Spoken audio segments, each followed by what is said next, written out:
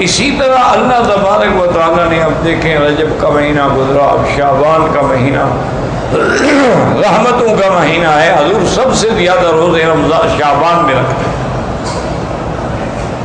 اس کی وجہ یہ ہے کہ تاکہ رمضان کے لیے ہمیں استعداد اور تیاری اور ترقی اور جذبہ پیدا ہو جائے۔ اور یہ بھی دعا فرماتے تھے کہ اللہم بلغتنا شعبان بلغنا رمضان، یا اللہ جیسے آپ نے ہمیں شعبان نصیب کیا ہے اسے رمضان نصیب فرمائے۔ اچھا، رمضان کا مہینہ کیا ہے کہ ابھی پہلا حصہ جو ہے وہ رحمت ہے، دوسرا حصہ جو ہے وہ مغفرت ہے، اور تیسرا حصہ جو ہے وہ جہنم سے آزادی کے پروانے۔ اسی طرح حدیث مبارک میں آتا ہے کہ مسلمان کے لیے دو خوشیاں ہیں، ایک جب وہ افطار کرتا ہے تو خوشی ہوتی ہے کہ سارا دن کا پیاسا ہے، بھوکا ہے، اب اللہ کی نعمت سامنے، اور ایک اس دن خوشی ہوگی جس دن اللہ تبارک و تعالیٰ کا دیدار کرے گا۔ اور اسی طرح یہ بھی حدیث مبارک میں آیا ہے کہ جو مسلمان خالص نیت کے ساتھ اور خالص دل کے ساتھ افطار کے آنے سے چند منٹ پہلے جو ہے اللہ سے دعا مانگتا ہے وہ ہر حال میں قبول ہوتی ہے۔ اس لیے انسان جو ہے کبھی کھجوروں پہ لڑ رہا ہے اور کبھی اس کو ضائع نہ کرے، افطار سے 10-15 منٹ پہلے دعائیں شروع کر دیں۔ اور دعا کا طریقہ یہ ہوتا ہے کہ پہلے درود شریف پڑھیں، جتنا ہو سکے 1 دفعہ، 3 دفعہ، 7 دفعہ، 11 دفعہ، 21 دفعہ، 100 دفعہ، 1000 دفعہ، یعنی دعا کے اول میں بھی درود ہو اور آخر میں بھی درود، اور درود پڑھنے کے بعد اللہ کی حمد و ثنا بیان کریں، جیسے کہ اور نہ آئے تو سورۃ فاتحہ پڑھ لی، اس سے بڑی دعا اور اس سے بڑی حمد و ثنا کیا ہوتی ہے۔ اور پھر اللہ کو اللہ کے ناموں کے ساتھ پکاریں گے، یا اللہ یا اللہ یا اللہ یا رحمان یا رحیم یا حی یا قیوم یا ذی الجلال والاکرام، اللہ کے ناموں کے ساتھ پکاریں، اور اس کے بعد وہ دعائیں جو حضور نے بتائیں یا پھر اپنی زبان میں جو مرضی آئے اللہ سے مانگیں، لیکن کسی کی انسان کی بربادی اور ہلاکت کی دعا نہ مانگیں، اور کسی رشتہ داروں کو لڑانے کی اور قطع رحم کی دعا نہ مانگیں، اور کسی حرام کو ملنے کی دعا نہ مانگیں، اور تو وہ دعائیں جو ہے ہر حال میں اللہ تبارک و تعالیٰ قبول فرماتے ہیں۔ اس لیے حدیث مبارک میں آتا ہے میرے محبوب نے، محبوب دو عالم صلی اللہ علیہ وسلم نے فرمایا کہ دعا کبھی خالی نہیں جاتی۔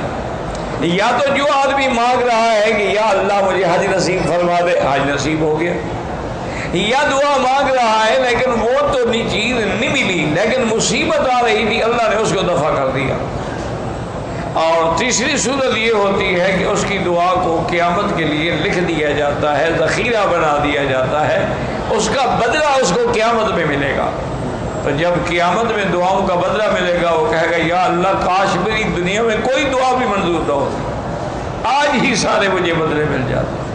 تو یاد رکھیں کہ دعا جو ہے وہ کبھی خالی نہیں جاتی، صرف شرط یہ ہے کہ مانگنے والا ہو، شرط یہ ہے کہ اخلاص ہو، شرط یہ ہے کہ تڑپ ہو، شرط یہ ہے کہ درد دل سے دعا مانگے۔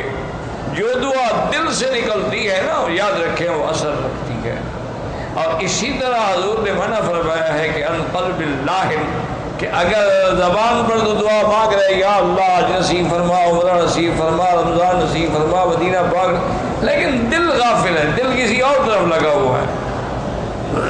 کیا معنی؟ بر زبان تسبیح و در دل گاہ خر، کہ زبان پر تو تسبیح ہے لا الہ الا اللہ، اور خیال یہ ہے کہ پتہ نہیں میرا گدھا جو ہے اس کو کسی نے پانی پلایا ہے نہیں پلایا۔ تو اب زبان کے اندر تو تسبیح ہے اور دل کے اندر کھوتا اور گدھا کھڑا ہوا ہے، تو دعا کہاں منظور ہوگی؟ دعا یہاں مانگ رہا ہے اور خیال ہے یار پتہ نہیں میرے بیوی بچوں کا کیا بنا، وہاں ملک میں کیا حال ہوگا، گھر میں کیا حال ہوگا، پتہ نہیں راشن بھی ہے کہ نہیں ہے، تو پھر دعا مانگنے کی کیا ضرورت؟ اس لیے حضور پاک نے فرمایا کہ غافل دل سے کبھی دعا نہ کرو۔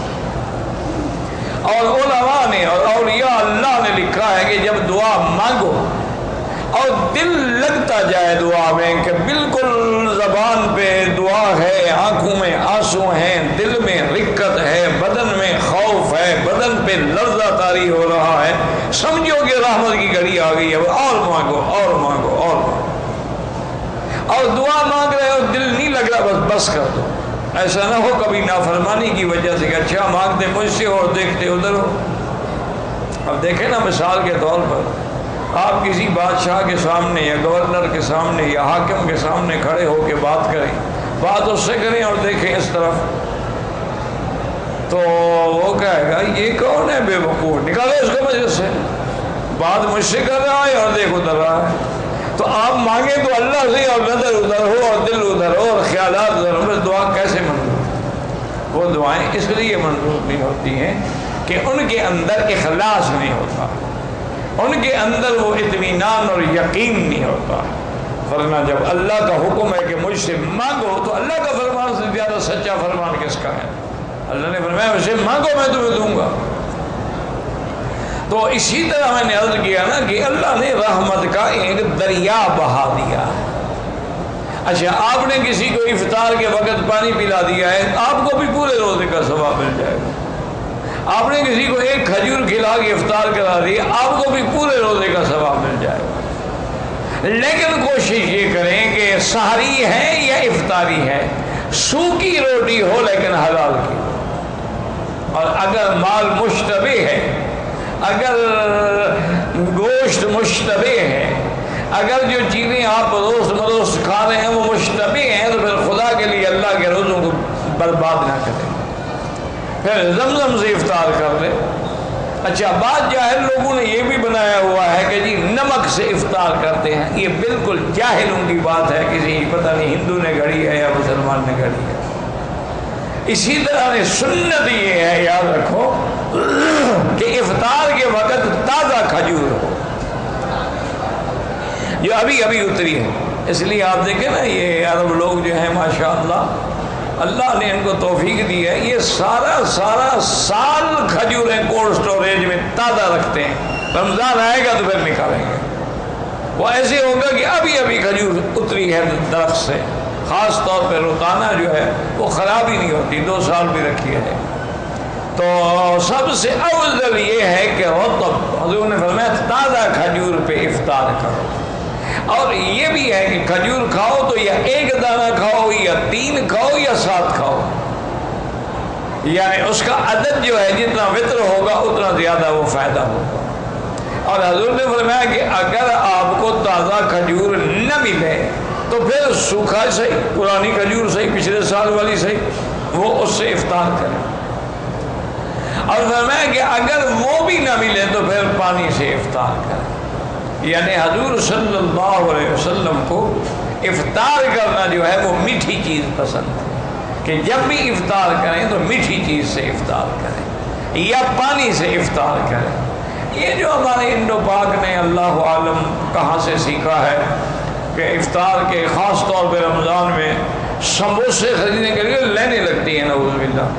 سموسے ہیں اور پکوڑے ہیں اور کرارے ہیں اور چٹخارے ہیں. یہ پتہ نہیں ہندوؤں نے ان کو سکھایا ہے، سکھوں نے سکھایا ہے، کس نے سکھایا ہے؟ اس کا اسلام سے کیا تعلق ہے؟ حضور پاک نے کبھی پکوڑے کھائے ہیں رمضان میں؟ انا للہ و انا الیہ راجعون. حضور صلی اللہ علیہ وسلم نے رمضان المبارک میں کبھی افطار کے وقت سمبوسہ کھایا ہے؟ تم کیسے عاشق رسول ہو کہ جی میری جان قربان لیکن سمبوسہ نہیں چھوڑ سکتا؟ میری جان تو قربان ہے لیکن جناب آج کل پکوڑے بڑے مرچ والے بنے ہوئے ہیں اور آلو والے بنے ہوئے ہیں اور کچالو والے بنے ہوئے ہیں اور شلغم والے بنے ہوئے ہیں اور مولی والے بنے ہوئے ہیں. عورتیں گھر میں سارا دن بیچاری خاوند روزے رکھتے ہیں، وہ بیچاری کھانے پکاتی رہتی. انا للہ و انا الیہ راجعون. ولا نقول الا لا حول ولا قوت الا باللہ العلی العظیم. دیکھیں نا جی رمضان ہو، روزہ ہو، آج کل دیکھیں آپ کے ملک میں 50 ڈگری فارنہائٹ پہ سورج پہنچا ہوا ہے، یعنی لوگ کھڑے کھڑے ہیٹ اسٹروک سے گر جاتے ہیں اور مر جاتے ہیں. اسی طرح بعض جگہ 47 ہے، بعض جگہ 43 ہے، بعض جگہ 45 ہے. تو اور پھر یہ ہے کہ وسائل بھی نہیں ہے نا. دیکھو نا یہاں تو الحمدللہ میں تو ہمیشہ اپنے دوستوں سے کہتا ہوں کہ یار مکے مدینے پاک کے روزے تو مفت کے روزے ہیں. انہوں نے کہا کیسے؟ انہوں نے کہا بھی آرام سے ساری رات جاگتے رہتے ہیں. صبح کی نماز پڑھ کے ایئر کنڈیشن چلا کے کمبل لپیٹ کے سوتے ہیں، سردی لگتی ہے۔ ظہر کو اٹھیں گے، نماز پڑھ کے انشاءاللہ پھر لیٹ جائیں گے، حضرت کی ابھی نیند پوری نہیں ہوئی، 6 گھنٹے سو چکا ہے، پھر سو جائیں گے، اور پھر عصر کے بعد جو ہے جناب پھر وہی تیاری شروع ہو جائے گی کہ شربت ہو اور اناناس ہو اور جام شیریں ہو اور قصر شیریں کی مٹھائی ہو اور پکوڑے ہوں۔ انا للہ و انا الیہ راجعون ولا نقول الا لا حول ولا قوت الا باللہ العلی العظیم۔ اس لیے ہمیشہ یاد رکھیں کہ رمضان المبارک کا مہینہ آ رہا ہے، ابھی سے تیاری کر لیں، ابھی سے توبہ کر لیں، ابھی سے گناہوں کی معافی۔ میں یہ نہیں کہتا آپ شربتیں نہ پئیں، اچھے کھانے نہ کھائیں، رات کو جا کے کھا لیا کریں نا گھر میں، لیکن افطار تو سنت کے مطابق کریں نا۔ اور آپ کو شاید احساس ہو نہ ہو، جہاں آپ پکوڑے کھاتے ہیں نا 2 صفوں تک اس کی ہوا ہوتی ہے، لوگوں کی نمازیں برباد ہو جاتی ہیں ماشاءاللہ۔ انا للہ و انا، کیونکہ پکوڑے کی ہوا آپ خود جانتے ہیں کیسے ہوتی ہے، تو لیکن کھجوریں 2 کلو کھا جائیں ہوا تو نہیں آئے گی۔ اللہ کے نبی کی حکمتیں ہیں کہ آپ وہ میرے دوست میں بتا رہا تھا کہ وہ ماشاءاللہ رمضان میں روزانہ عمرہ کرتا تھا، روزانہ۔ احرام رمضان میں اس نے کھولا ہی نہیں، سر پہ اسلحہ پھروایا تو وہی چادر سر پہ ڈال دی اور نماز پڑھی آرام سے، اور پھر اس کے بعد پھر چل پڑے۔ کبھی وہ رات کو تراویح کے بعد چلے جاتے تھے اور فجر کی نماز تک وہ اپنا عمرہ مکمل کر لیں، آرام سے عمرہ بھی ہو جاتا، رش بھی نہیں ہوتا، اور جناب نماز پڑھ کے پھر آرام سے سو جاتے تھے۔ تو ایک دن انہوں نے کہا مجھے اشارے سے کہ یار بیٹھ جاؤ، میں بیٹھ گیا تو اس نے عجوا کھجوریں رکھی ہوئی تھی، اور ایک جگ تھا چھوٹا سا، اس میں مشروب تھا، تو کہنے لگا اس میں دودھ بھی ہے، زمزم بھی ہے، شہد بھی ہے، چونکہ ان تینوں چیزوں کو اللہ کے شفا فرمایا، تو میں ان تینوں چیزوں کو جمع کر لیتا ہوں اور اسی سے افطار کرتا ہوں کہ کھجور کھا لی اور 2-3 گلاس یہ چڑھا لیے، سارا دن پتہ ہی نہیں لگتا عمرہ کرنے کا، بھاگنے کا، دوڑنے کا، اتنی اللہ انرجی دے دیتے ہیں، طاقت دے دیتے ہیں کہ پھر مجھے کسی چیز کی ضرورت نہیں رہتی۔ تو اس لیے ہمیشہ یاد رکھیں۔ اچھا، کبھی کبھی زیتون بھی رکھا کریں، چونکہ جن چیزوں کا قرآن میں ذکر ہے نا ان کا خیال کیا کرو۔ قرآن میں والتین والزیتون وطور سینین وہذا البلد الامین، تو طور تو خیر پہاڑ کا نام ہے، اور تین کہتے ہیں انجیر کو، زیتون مشہور ہے، تو اگر تازہ نہ ملے تو اس کا تھوڑا سا وہ دانے اچار والے رکھ لیے تاکہ سنت پوری ہو جائے، وہ بھی نہ ملے تو چلو تو زیتون کا تیل، حضور تو تیل میں روٹی ڈبو کے کھاتے تھے، آپ کے لیے سالن کیا تھا؟ زیتون کا تیل، اس میں روٹی ڈالی اور کھا لی۔ اور یا کبھی خل مانا سرکہ، حضور سرکے سے روٹی کھاتے تھے۔